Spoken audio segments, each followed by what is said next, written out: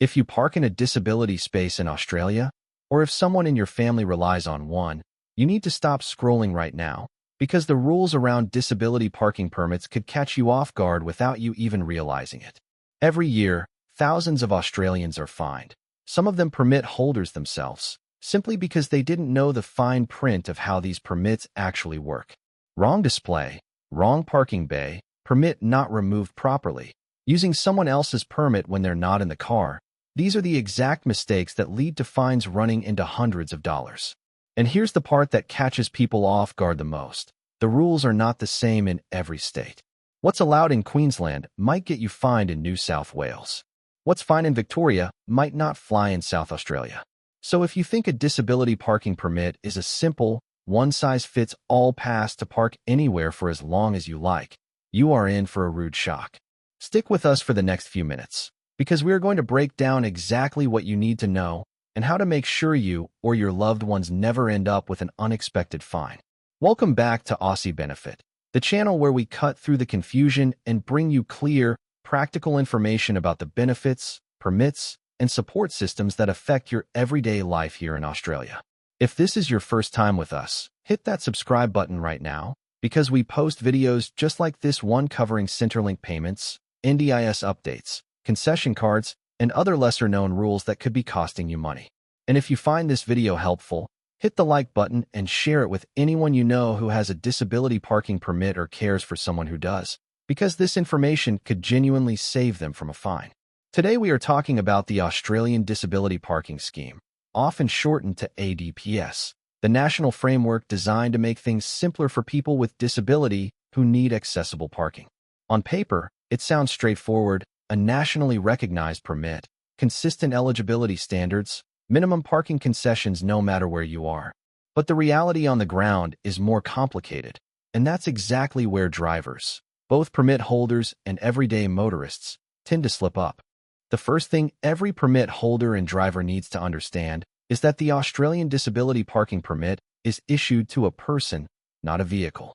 It can be used in any car the holder is traveling in, as driver or passenger, but only while that person is actually getting in or out of the vehicle at that location.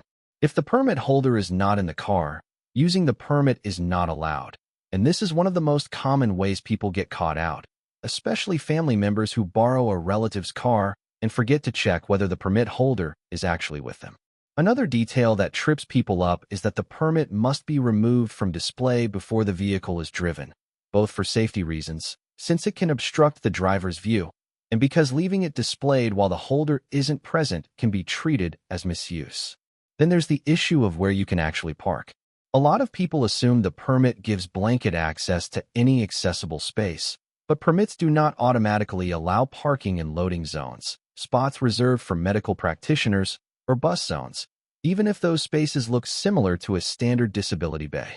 On top of that, every state and territory sets its own local rules on top of the national minimum standards, so time limits, concessions and metered parking, and penalties for misuse can look different depending on where you're driving. In the Australian Capital Territory, for example, if a sign shows a time limit of 30 minutes or less, permit holders can typically park for up to 2 hours, but if the sign allows more than 30 minutes, they can stay as long as they need. In New South Wales, permit holders need to insert their state-issued mobility parking scheme card into the plastic sleeve of the national permit, and displaying an expired or invalid card there can lead to a heavy fine, even if the outer permit looks valid at a glance. These are exactly the kinds of small, state-specific details that catch drivers off guard, because most people assume once they have the permit, the rules are the same everywhere. It's not just permit holders who need to pay attention either. Everyday drivers without a permit are increasingly at risk too, because enforcement around misuse has been tightening, with authorities rolling out permit designs with enhanced security features to reduce fraudulent use. If you are a carer, a family member, or someone who occasionally drives a person with a disability parking permit, the safest approach is to confirm the specific rules of the state or territory you're in before relying on that permit, rather than assuming rules from home apply everywhere. And if you or someone in your family doesn't have a permit yet but might be eligible, the criteria are broader than many realize, covering not just wheelchair users but people with chronic respiratory or cardiac conditions, significant walking limitations, certain cognitive or neurological conditions, and permanent vision impairment.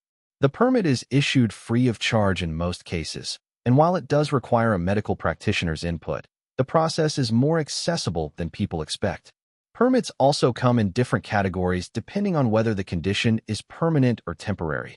So someone recovering from an injury can often get a temporary permit for a limited number of months, while someone with a long-term condition can apply for one lasting several years.